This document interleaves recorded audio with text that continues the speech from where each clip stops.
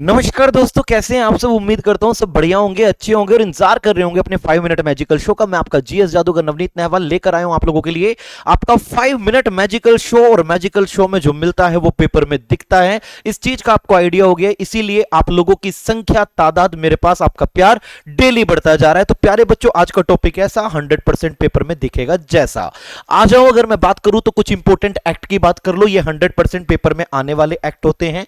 जैसे भारत में environment protection के लिए लगातार काम चल रहा है, वर्ल्ड में चल रहा है, ग्लोबल में, पूरे विश्व में, ग्लोबल लेवल पर एनवायरमेंटल पोल्यूशन को लेकर के, ग्लोबल वार्मिंग को लेकर के या क्लाइमेट चेंज को लेकर के इंटरनेशनल लेवल की सबमिट्स हो रही हैं। तो क्यों ना पेपर यहां से हमारे एग्जाम में फंसेगा क्वेश्चन। तो देखिए ध्यान से, इंडियन फॉरेस्ट एक्ट की अगर बात करोगे तो 1927 में आया।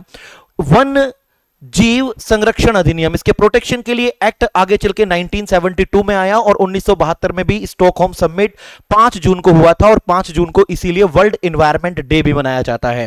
वन संरक्षण के लिए एक अधिनियम आगे चल के आप लोगों का ये 1980 को आया। ऊपर वन्य जीव संरक्षण था, नीचे वन संरक्षण था, ऊपर भारत वन अधिनियम था।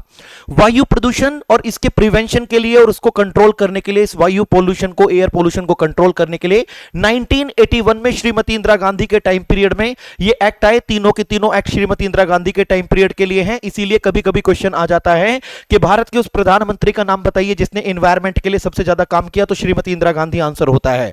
पर्यावरण संरक्षण के लिए 1986 राजीव गांधी का टाइम पीरियड था। ये एनवायरमेंटल प्रोटेक्शन एक्ट आया, 1991 में इसे अमेंड कर दिया गया।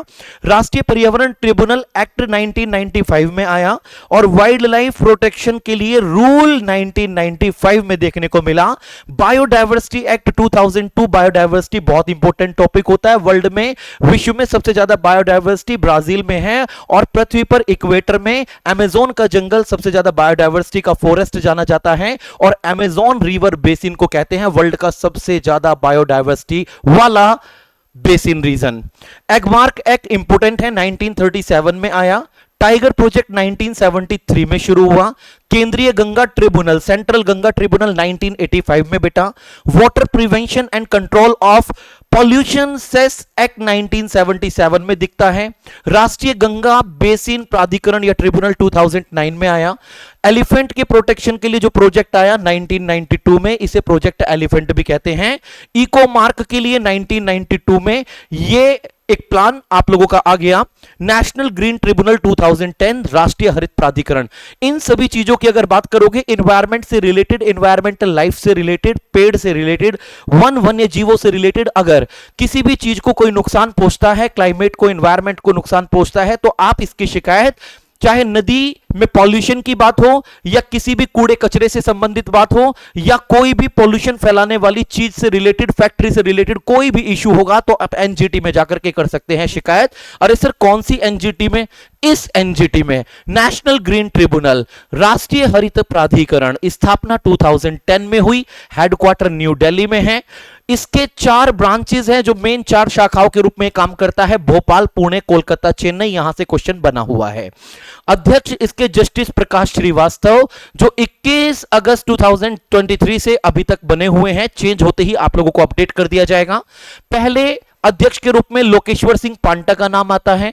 जस्टिस स्वतंत्र कुमार भी इसके अध्यक्ष रह चुके हैं। जस्टिस आदर्श कुमार गोयल भी रह चुके हैं और जस्टिस प्रकाश श्रीवास्तव इन आदर्श कुमार गोयल जी के जाने के बाद में इनको रिप्लेस करके एनजीटी के अध्यक्ष बन गए हैं।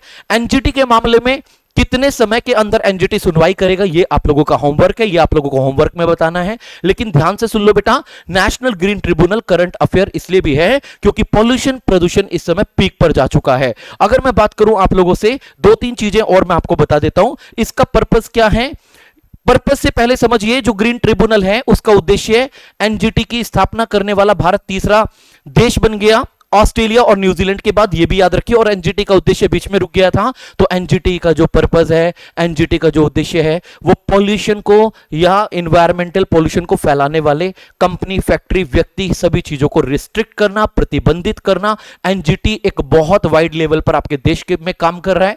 नेशनल ग्रीन ट्रिब्यूनल 100% पेपर में फंसने वाला क्वेश्चन होता है। एक और चीज याद रखना, प्रोजेक्ट लोयन की शुरुआत 15 अगस्त 2020 को प्रोजेक्ट डॉल्फिन की शुरुआत 15 अगस्त 2020 को माननीय प्रधानमंत्री के द्वारा की गई। और मेरे प्यारे बच्चों, गंगा डॉल्फिन को आप राष्ट्रीय जलीय जीव भी कहते हैं। तो आप लोगों को बताना है कि नेशनल ग्रीन ट्रिब्यूनल कितने समय में जजमेंट करेगा या सुनवाई करेगा, यह आपका होमवर्क। थैंक यू, जय हिंद।